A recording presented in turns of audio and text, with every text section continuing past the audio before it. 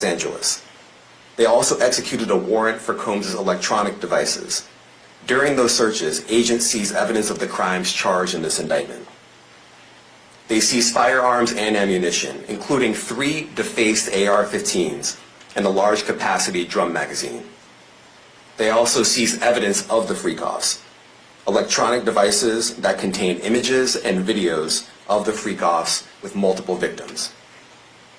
And they seized cases and cases of the kinds of personal lubricant and baby oil that Combs' staff allegedly used to stock hotel rooms for the freak-offs, more than 1,000 bottles altogether.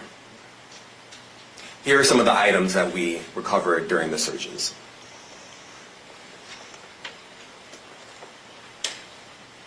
As you can see here, this is a drum magazine, large capacity, and it contains, I believe, 59 rounds.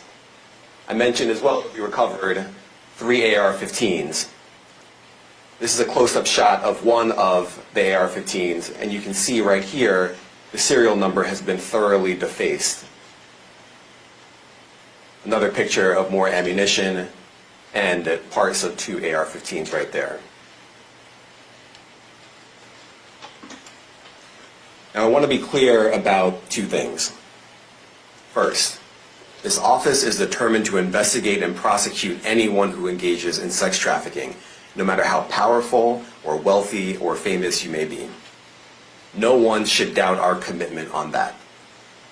A year ago, Sean Combs stood in Times Square and was handed a key to New York City. Today, he's been indicted and will face justice in the Southern District of New York.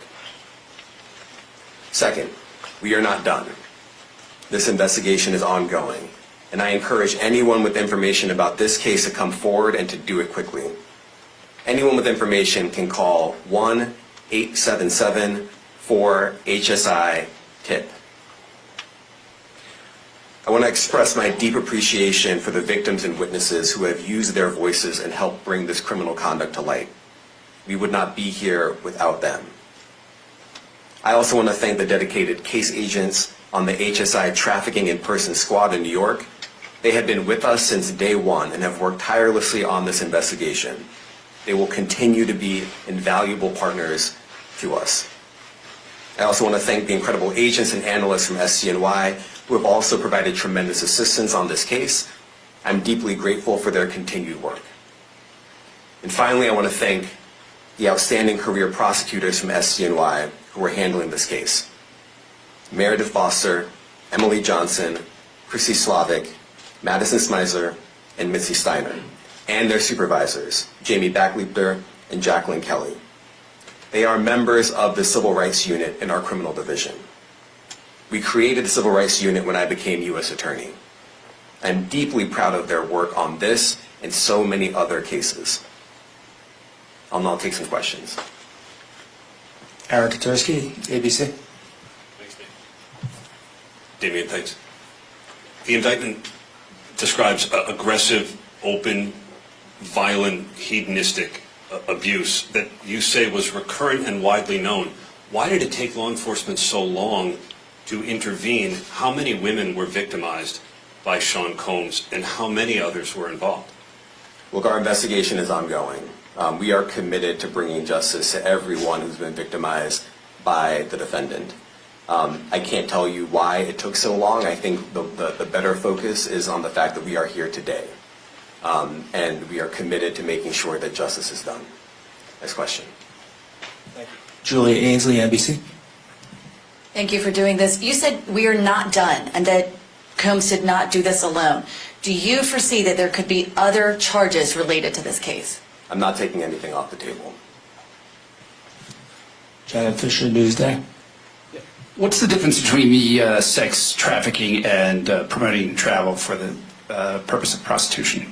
Well, there are different crimes with different elements. I don't think we should get into the nitty-gritty of the legal discussion right now, but the sex trafficking, we believe, they're all serious offenses, but the sex trafficking conduct carries some significant penalties, and we are gratified that we were able to bring that charge. Is one more coercive than the other?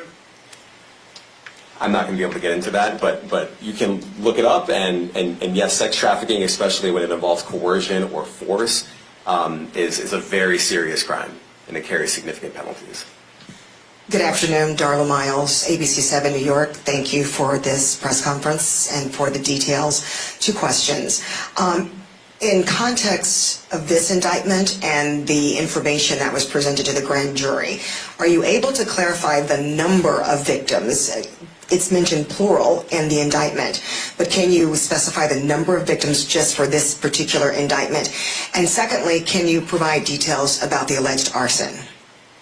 Unfortunately, I'm not able to provide either. The number of victims, you are correct. We are intentional in saying multiple. The details of the arson incident are limited to what we have in the indictment and also the detention letter that we filed, which contains more details than the indictment does at various points, but we don't have anything more beyond that. Next question. Lynn Tran, CNN. Are any of his accomplices or associates under investigation? And additionally, could he face any more charges? So the investigation is ongoing. That means both as to him and to anyone else who we believe committed the crime with him. Next question. Juliet Papa. Hi, good morning from 1010 Wins. Any indication that some of the women or victims here were imprisoned in his residences, and did he have locations where he kept them, and were not allowed to leave? And also, he's indicted here, although there were searches and raids in LA, Miami. Why in New York? Well, I'm biased. I'm the U.S. Attorney in the Southern District of New York. I think that we have an outstanding track record of bringing some of the most impactful, sprawling, complex, difficult sex trafficking, human trafficking, labor trafficking, you name it. The Southern District of New York can do it, and so we're very proud of that. And so the scope and complexity of this investigation isn't something that we ran from. It's something that we embrace, and we will continue to do that. As to your question about whether he imprisoned anyone, all I can say is that, I mentioned this March 2016 incident where something was caught on video where a victim was attempting to flee, and there was violence that was associated with it. Was that at the residence or a hotel? That was at a hotel. Matthew Lee, Inner City Press. Thanks a lot. Does your office intend to seek remand, or are you reaching a bail package? And if you're willing, how would you contrast this with the R. Kelly case in EDNY in terms of the elements? Thanks. So we will be seeking detention. We have filed a letter laying out our reasoning for seeking pretrial detention. I'm not going to be able to expand beyond what's in the reasoning, and it contains the law as well. There is a presumption of detention in a case like this, and we think that's warranted. John Anise, New York Daily News. Thank you. I was hoping to get some more detail about the searches of his residence, the guns, the cases of lubricant, and the videos. Where were they found amongst his residence? Were they all scattered around the houses in one place? I kind of wanted to just get a better picture of how that stuff was found. Well, look, I think that some of the details that you're seeking are in the detention letter. So, for instance, some of the AR-15s, 2 of the 3 defaced AR-15s were found in his bedroom closet in Miami, broken down into parts along with magazines with ammunition loaded in them. So some of that detail is in the detention letter. Beyond that, I'm not going to be able to get into where other items were stored. Ben Kochman, Post. Hey, thanks for doing this. Your office was the office that had been prosecuting Jeffrey Epstein before he died in custody. I have not read your detention memo yet. It's the first thing I'm going to do after this ends. But does the memo address, or is your office concerned with Combs' safety in custody, given what happened with Epstein? So we are concerned with anyone's safety whenever they are detained prior to trial. It's part of our obligations to keep people safe as well. It's part of the criminal justice system. So, but I do not draw any sort of connection between Jeffrey Epstein's suicide and what may or may not happen to any other defendant while they are detained pretrial. And of course, the decision whether to detain the defendant will be up to a judge. Our position is that pretrial detention is warranted under the law and based on the facts of this case, and I'll leave it at that. Are some of the prosecutors on this case some of the same prosecutors that had been handling that or that worked on the Maxwell case? So I'm not going to get into the staffing. I will say that this team, this group of AUSAs, this incredible group has been working on this case around the clock, and they've had their hands full. Next question. Gus Rosendale, NBC News. Good morning, sir. Combs' attorney said that his client has been cooperative with investigators. He said that this morning. I was wondering if you would have a reaction to that.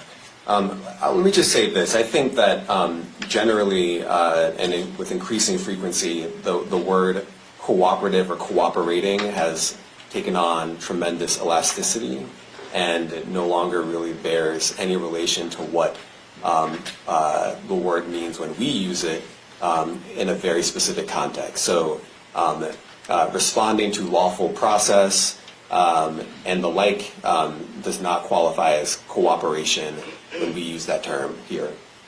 Mike Sisak, AP. Thanks. To that end, was there any discussion of Mr. Combs surrendering? I understand he was taken into custody at a hotel in Manhattan last night, and maybe that wasn't the plan. Can you elaborate on how that came about and why that was?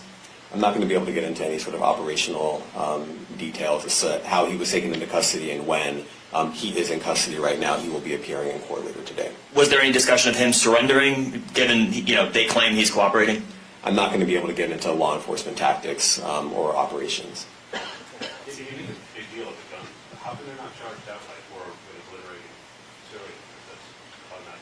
Well, I can't get into the charging decision. It is very meaningful to us that weapons were possessed, as we allege in the indictment. Part of the reason why this conduct was so pervasive and harmful was because victims and others didn't necessarily feel comfortable denying him his wishes, as we allege, because of the presence of firearms. I should leave it there. Thanks. Last question, Jacob Shameson. Jacob Shamsian, Business Insider. Thank you. Given that he's the sole defendant in this case and that you allege he's part of a conspiracy that involves members of his companies, do you anticipate a superseding indictment that bring allegations against other members of his companies or other co-conspirators as well? Again, I can't take anything off the table. Anything is possible. Our investigation is very active and ongoing. And I think a lot of you who cover this office know that when we say such things, that developments are certainly foreseeable, but I cannot predict them sitting here today. All right, thank you, everyone. What part of his business empire is exposed?